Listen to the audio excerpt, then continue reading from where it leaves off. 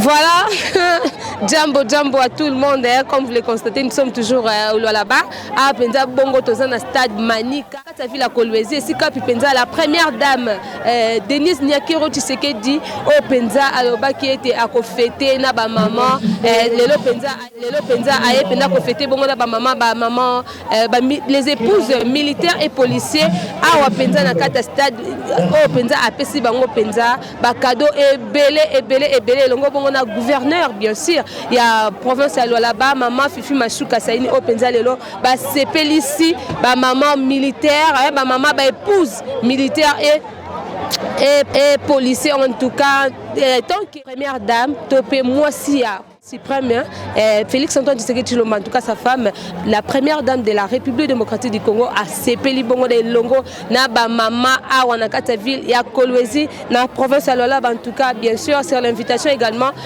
de la gouverneure Maman Fifi Masuka. En tout cas, beaucoup de monde a une ambiance n'engezeleka, ambiance penza au rendez-vous. Ba maman ba sepeli et belé comme on a nous paie première dame na kati ya Lualaba et surtout pe na ba cadeau penza. En tout cas, tous les commentaires au sala te bino mo penza beaucoup mona bongo na bilili ndenge misale ko sala ma awa penza basa basoda ba le 8 mars bango déjà bazui ya bango solution la likambo etali bongo li puta to pe nini penza ba maman akolata pour ba le anniversaire to pe fête na biso penza ya ba maman, hein, fêtons ensemble avec les mamans ici au Lualaba. En tout cas, je vous laisse entre les mains de Bobo Bolia qui va vous montrer en image tout ce qui se passe ici et on se retrouve juste après. Voilà. Là, nous sommes maman présidente d'honneur des épouses de militaires. Nous sommes à mingi parce que nous avons maman Fifi na repatiko oya pongisaki na ba épouse militaire ya Lualaba na ebisaki na lobi mama lawi ya grand homme ya grande dame il faut yela biso mama Denise awa na Lualaba tolingi tomona ye en tout cas mikolo eleki nanu mingi te tomoni ye penza mama Denise aye c'est-à-dire mama Fifi alobaki na osala bino surprise na royela bino ye biloko nyonso bosengi nga na osala nde oyo mama sali ayeli biso mama Denise toza na esengo mingi toye kofete na mama na biso numéro 1 le mois de la femme encore mois de la femme oyo todedi yango epa nzambe parce que faci kokota na ye na pouvoir alobaki atie Congo na maboko ya nzambe biso mpe mois de la femme oyo tofungoli yango na makambo ya nzambe tofungolaki yango mardi tolobi tokotambola seulement sur la foi nde boye c'est-à-dire naza na esengo mingi na sepeli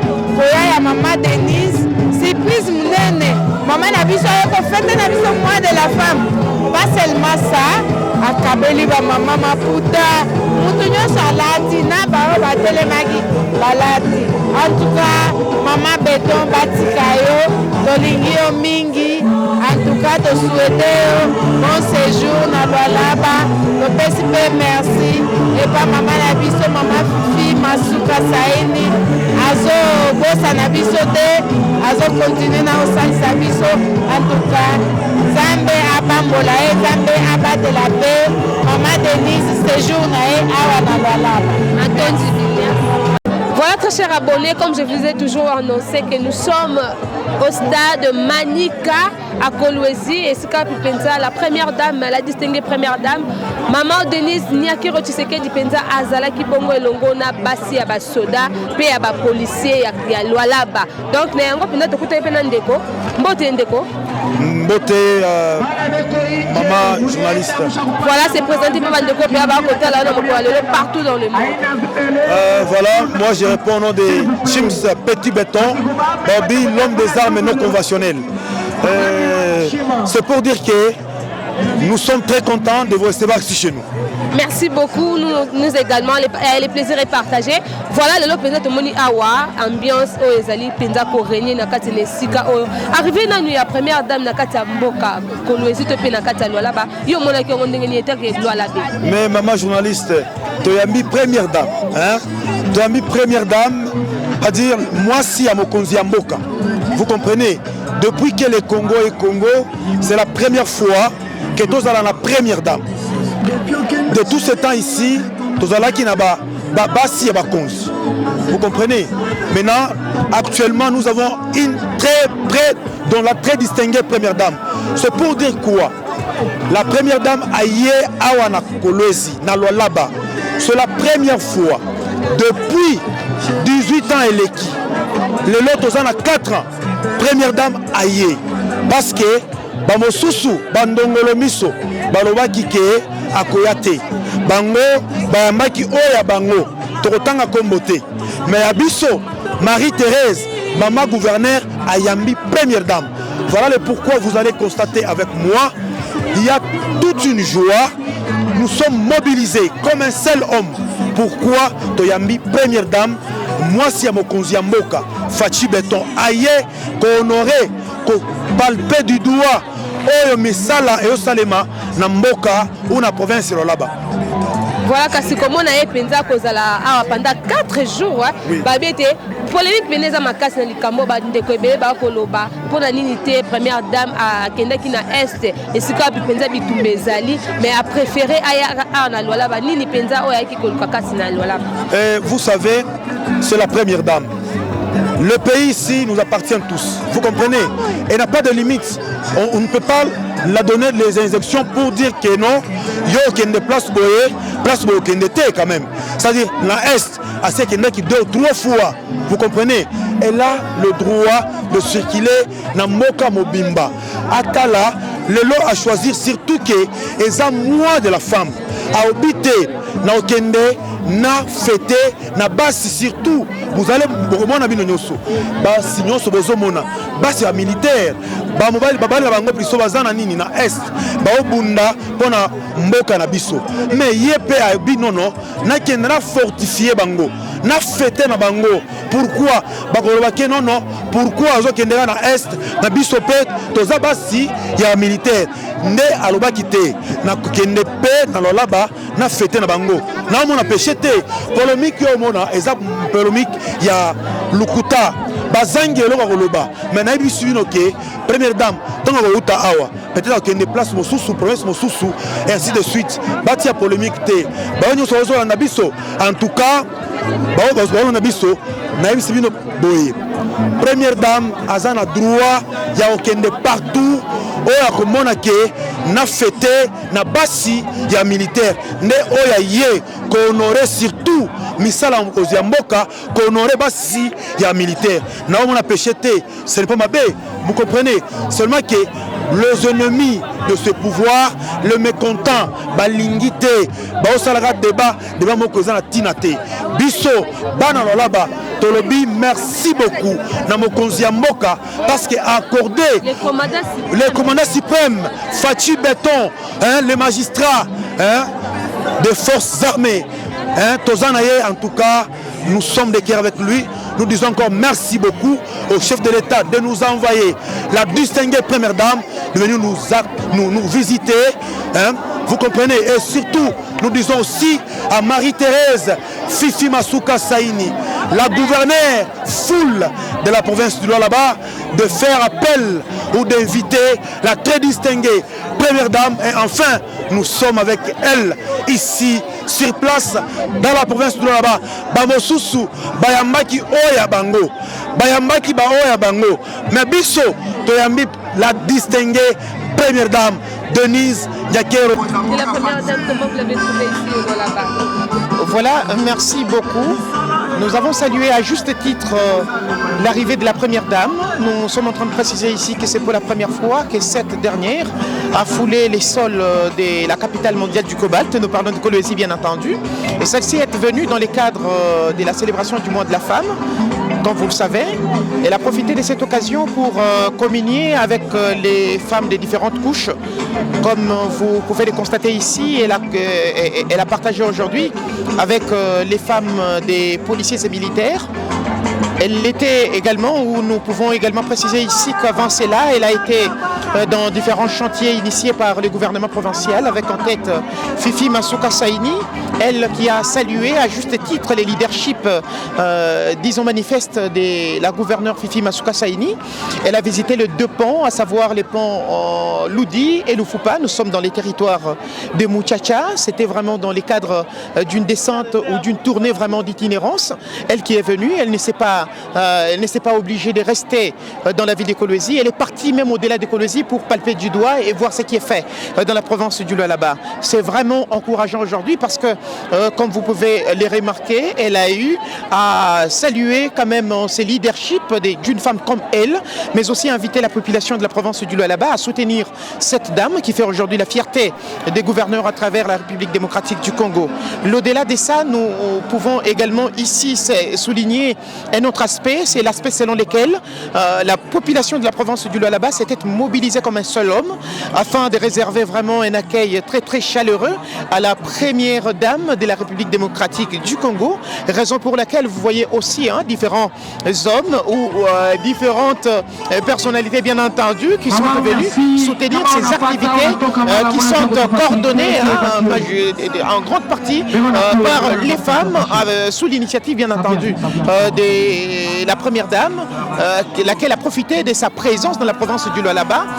Elle a profité de cette présence pour vraiment fédérer toutes les femmes et surtout conscientiser cette femme bien entendu d'une manière singulière qui représente les femmes de la province du Lualaba à prendre leurs responsabilités entre les mains et à pouvoir s'investir encore davantage dans un leadership quelconque, pouvant faire de sorte que nous puissions avoir ou connaître des améliorations à travers la République démocratique du Congo dans le sens d'encourager les leaderships féminins. Vraiment, c'est ça au moins que nous pouvons donner comme appréciation, encore comme commentaire ou avis sur ce qui se passe actuellement dans la province du Lualaba à l'occasion de l'arrivée ou encore du séjour de la première dame. Merci beaucoup. Maman Delise, merci mingi. Mama Delise merci mingi, mama Ngandu merci mingi. Bakula tusabiso mkolo ya lelo, tusepele mingi penza, njamba salisa ye mkolo nyonso. Alors, merci beaucoup. Maman Fifi Masuka okolobani. Mama Masuka merci mingi mwana na ngai penza. Sala penza musala na yo penza yuko ka penza. Penza tozo sambila yo penza mkolo nyonso. Mwana na biso ya suka, njamba salisa yo, abumba yo. Kombe Masuka. Merci beaucoup. Dada. Maman Denise pe na mama Fifi. Mina mupikia mama Denise merci mingi. Nazwi liputa nasepeli trop.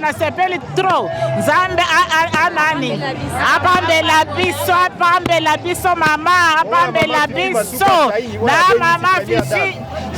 mama Fifi Masuka Saini. Napesi merci mingi. Comme vous le constatez, Tozakaka on dira que Lola Basika Pipenza, première dame, Babi Mwasi Yambo, maman Denise Niakero, tu sais qu'elle dit la maman de tous. En tout cas, merci pour appeler Pena Bassa Basoda, maman Puta, pour mon Pena bien ses alliés à Makasi, Nakati Lola Bawapiona, Penza, maman Denise Niakero, et le la fondation Denise Niakero, tu sais qu'elle dit Pena, le somme mes alliés. Mama Denise kwa kutuletea, tunashukuru sana, tukuwazie vya hivi, mimi tunashukuru sana, Mungu abariki sana katika kutenda mema chicho. Moyo ziliputa esengoni ezaika tinayo tozana esengo munene lokola pe mama emo kwa usi na Kishasa ye kotala biso tosepeli makasi esengo eza ya koleka matina nzete seke tosepeli komona mama ya yambo ya kotambola biso na kati tobenga ipabo bazamba papa simo eza mwa sima mama ye tolali pe na ya lelo tosepeli na ye tofete na eza esengo munene. Bona mama Fifi Masuka oya benisi mama Denise awa website. D'ailleurs ngana za mwana ya Fidek na sepeli na kolanda mama na sima tozala kana tango nyonso sepela makasi pour d'ailleurs. Voilà, ça n'est fini, mesdames et messieurs, chers fidèles internautes de Congo sur cette télévision. Là, vous venez de constater que nous étions ici au stade Manika, bien sûr, dans la ville de Kolwezi. Et c'est quand Pipenza, la première dame, la très distinguée première dame, Maman Denise Niakero, était avec les épouses des militaires et policiers. Et la province de là-bas, oh, Penza, Maman, basangaki te ya kopesa bango bakado oyo amemelaki bango mpo bayaka kotala bandeko maboko pamba te mama mpenza asali yango ndenge mpenza esengeli voilà en tout cas commentaire ya kotala te grâce mpe ya mama Fifi Masuka asali gouvernement ya ville oyo mpenza asalaki mosala awa na kati ya stade Manika na Lualaba. Merci na bino ekebele ya kolanda biso. Merci à Maître Donna. Bonne fête des mois de la femme, bonne fête de 8 mars à toutes les femmes congolaises, à maman Denise Niakero Tshisekedi, la première dame, à maman Fifi Masuka Saïli, gouverneur de la province du Lualaba, à ma maman chérie, maman Espérance Zikibwanga, à toutes les femmes braves, les femmes fortes de la République, la femme journaliste, ma femme journaliste, ma femme policière, ma femme militaire, ma femme ministre, ma femme basoba, ma maman la biso, ma maman ba maman na biso ba maman ebilanga ba maman openda ba kolesa mboka na biso Congo mbote na bino bonne fête à maman Fifi Masuka maman dame Maggie Masuka également bonne fête na yo bonne fête na basi nyonso maman Julie Wangaja bonne fête à vous depuis la vie de Lualaba na pesi bongo merci à mon boss Maître Donna Bobo Paul qui était derrière la caméra en tout cas gaina bino ce qui nous a balingi Bobo Paul qui était derrière la caméra. Merci à tout le monde en tout cas. C'était vraiment un plaisir d'être devant vous en ce moment. Merci. Bonne fête à toutes les femmes, la diaspora congolaise en avant. Bonne fête à vous, à toutes les femmes du monde entier. En tout cas, Nalingi Bilomingi. Bye.